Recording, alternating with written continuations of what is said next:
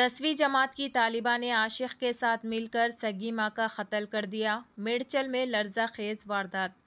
मेडचल ज़िले के जुडीमेटला police station हुदूद में एक दिल दहला देने वाला वाक़या पेश आया, जहां 10वीं जमात की एक कमसीन लड़की ने अपने आशिक और उसके भाई के साथ मिलकर अपनी ही सगी मां का बेरहमाना तरीक़े से कत्ल कर दिया।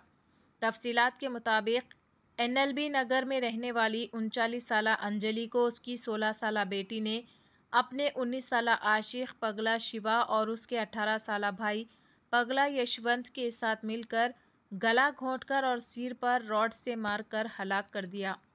ज़राए के मुताबिक मक़तूला अंजलि ने कम उम्र बेटी को मोहब्बत के ताल्लुक़ पर डांटा था, जिस पर बेटी ने शदीद गुस्से में आकर अपनी मां को रास्ते से हटाने की मंसूबाबंदी की।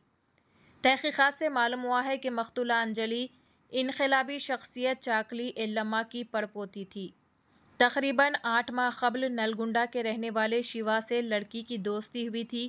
जब मां को मोहब्बत के ताल्लुक़ का इल्म हुआ तो उसने बेटी को सख्ती से तंबिया की कि 10वीं जमात में मोहब्बत का मतलब क्या समझती हो।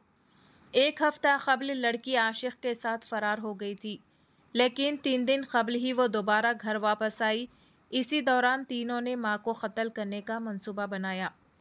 वाक़ये के दिन शाम को शिवा नलगुंडा से लड़की से मिलने आया। अंजलि घर में पूजा में मसरूफ़ थी। उसी दौरान शिवा ने पीछे से हमला किया और बेडशीट से अंजलि का चेहरा ढाँप दिया। लड़की ने हथौड़े से मां के सर पर वार किया, जबकि शिवा के भाई यशवंत ने चाकू से उसका गला काट दिया। जुडीमेटला पुलिस ने मुकदमा दर्ज करके तफ्तीश का आगाज़ कर दिया है।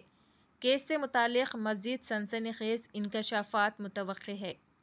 चैनल को लाइक करें, शेयर करें और फॉलो ज़रूर कर लें। इकड़े షాపూర్ కళావతి నగర్లో ఉండబట్టి 15 సంవత్సరాలు అది ఇక్కడ అందరు లీడర్లతోని అందరితోని మంచిగానే ఉంటది. దాని బిడ్డకు ఇన్‌స్టాగ్రామ్ లో శివ అనేటోడు పరిచయం అయ్యిందంట. అది ఒక 5 డేస్ కింద లేచిపోయింది. 5 డేస్ కింద లేచిపోతే పోలీస్ స్టేషన్ లో కంప్లైంట్ ఇచ్చిందంట. పోలీస్ స్టేషన్ లో కంప్లైంట్ ఇస్తే సార్ వాళ్ళు వెళ్ళి అబ్బాయిని తీసుకొచ్చి అమ్మాయిని తీసుకొచ్చిల్లంట. నా బిడ్డ 3 రోజుల నుంచి వాడింట్లో ఉంది, నా బిడ్డకి ఏమన్నా అయింది ఒకసారి టెస్ట్ చేయండి సార్ అంటే కోర్టు తీర్పు వస్తుంది, ఇవాళ చెక్ చేపిద్దామని చెప్పి సార్ మంగళవారం పెడదామని సిఐ గారు అన్నారంట. అక్కడ నుంచి దాన్ని ఇంటికి తీసుకొని వచ్చింది. మరి వాళ్ళని ఎట్లా ఇచ్చిపెట్టిలో నాకు తెలియదు సార్, వాళ్ళ లోపలనే ఉండే, వాడు ఎట్లా బయటకు వచ్చిందో తెలియదు. మా అమ్మ ఇంట్లో ఉంది పూజ చేస్తాను రమ్మని బిడ్డ పిలిచిందంట. వెనకాలకెళ్ళి చెల్లె పూజ చేస్తాంట, వెనకాలకెళ్ళి తన చున్ని తీసుకొచ్చే వెనకాలకెళ్ళి వేసి బుద్ధి చంపేసింది సార్. చంపిన తర్వాత నా చెల్లె చావలేదంట, కొనుక్కుతో కొట్టుకుంటా అంటే మళ్ళీ పిలిచిందట. వాడు పోయిన తర్వాత రా మా అమ్మ చచ్చిపోలేదు, చంపేసినాక మనం ఇద్దరు వెళ్ళిపోతే రమ్మంటే వాడు మళ్ళీ వచ్చి సుత్తే కొట్టే సుత్తతోని కంతలు ముక్కులు కొట్టి ఇవన్నీ గట్టిగా బిచికేసి ఇట్లా ఊరేసి కడుపులంతా గుద్ది చంపింది సార్. నా చెల్లె ముక్కు నుంచి బ్లడ్, నోటి నుంచి బ్లడ్, ఇల్లంతా పెరుగులాట చేసింది. వాళ్ళిద్దరితో మస్తు కొట్లాడింది నా చెల్లె బ్రతకడానికి, కానీ అవ్వలేదు. నా చెల్లె పెద్ద బిడ్డ చేసింది సార్, దాని వల్ల లవర్ చేసింది సార్ శివానటోడు. అమ్మా నా చిన్న బిడ్డను బయటికి పంపించిల్లు, నా చిన్న బిడ్డ ఉంటే చంపబోవు. అది 8 నెలల నుంచి ప్లాన్ చేసిన సిఐ గారికి కంప్లైంట్ ఇచ్చింది. ఇప్పుడు తీసుకొచ్చిల్లు సార్, ఇప్పుడు పొద్దున తీసుకొచ్చిల్లు. వాళ్ళని ఫస్ట్ వేసి పోయినప్పుడు 2 సార్లు తీసుకొచ్చి లోపటేసిల్లంట.